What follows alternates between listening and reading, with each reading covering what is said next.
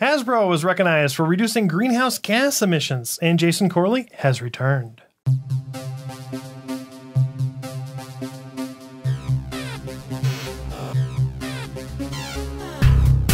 Hello and welcome to Pulp Gamer Prime. I'm Don Dell. And I'm Scott Forster. Today's top story, Hasbro is winning a major award from the EPA. But first, a few announcements. Out of Character is back. Jason Corley is hosting our role-playing chat show, which is available on YouTube and what are the other websites? YouTube, Blip TV, Vimeo. We're in a number of places, and of course, pulpgamer.com. Of course. And there's also a podcast format, the audio only, for those of you who are used to getting it that way. If you're one of those out there saying, oh my God, this has disappeared, my world has come. Well, okay, I imagine it's not that traumatic. But no, we are here to squelch the rumors that podcast is still available, the podcast version of that show. So you don't have to look at Jason if you don't want to.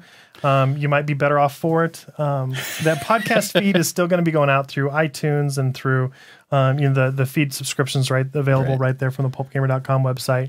So if you've subscribed to the Out of Character podcast, then you will continue to get those. It will have already showed up because it launched yesterday.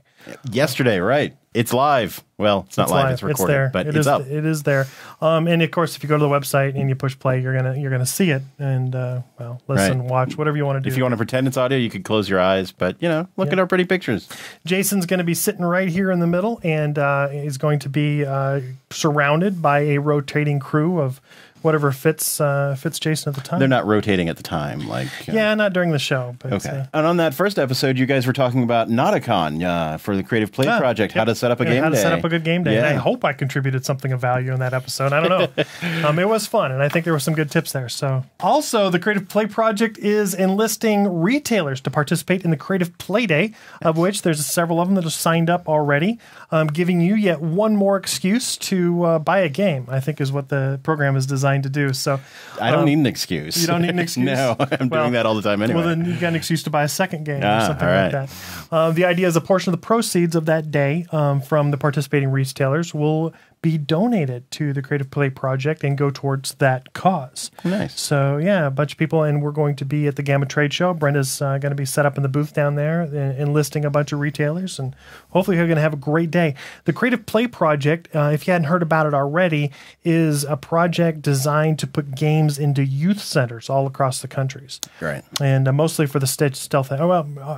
Selfishly, we're trying to grow another generation of gamers, of course. But the idea, of course, is employing stealth education. I'm a big fan of, especially the life skills. I mean, we hear academic skills, and you know how game math is used in games all the time and vocabulary. But even beyond that, we're talking about strategic planning and risk management and all these things that you just don't get in schools. Yeah, I actually saw a study the other day on how gaming helps kids with their decision making.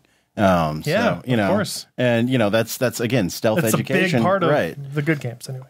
Right. Well, yeah. Our favorites, I guess we should say.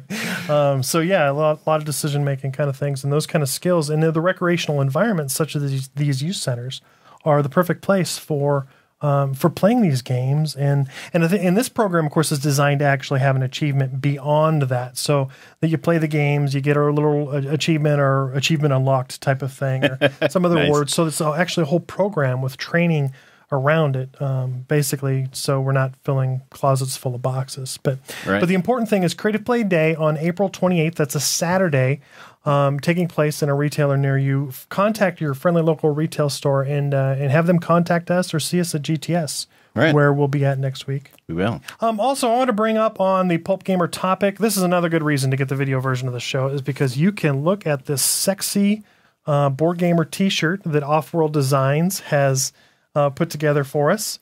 A portion of the proceeds of sales of this t-shirt will also go to Creative Play. So it's something to, you can just get one of these directly from Offworld Designs, or again, contact your friendly local retailer. Nice. And that'll help go to the project. So very cool. I was very excited to see that one and come together. And for of course, our audio folks, Board Gamer, this is my square. There are many like it, but this one is mine. That one is yours. So, And now for a little bit of environmental news, Pulp Gamer style. Hasbro won an award last week for their environmental policies. At the EPA's Climate Leadership Conference, Hasbro was honored with an award for their management of greenhouse gas. Excellent in management of greenhouse gases. Greenhouse gases, which kind of, I guess, caught me off guard. Right. I'm thinking greenhouse gas toy and game company. It's not the first thing you think. No, I'd be thinking automobiles or steel belt or something like that. Yeah, seriously. But their chief development officer, Duncan Billing, says they've made a commitment to improvement of all facets of corporate social responsibility, and that includes in the environment. By installing LED lighting and occupancy sensors, so the lights will automatically turn off when there's nobody in the room, and improving their air conditioning, and also using soy inks. They've actually reduced their emissions 11% over the past 2 years.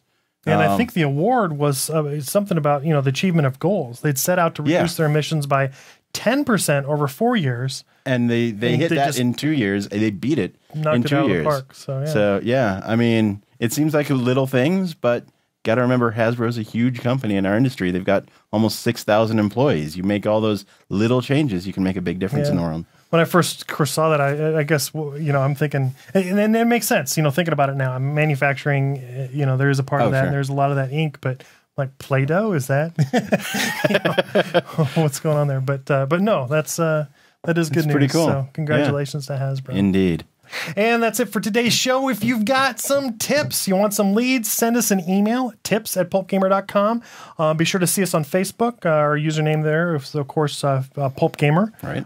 Same with Twitter, PulpGamer on Twitter. So where you can kind of get those little tidbits and sometimes a precursor about what we filter through before we put together one of these shows. Right. So we'll see you next time. Yeah.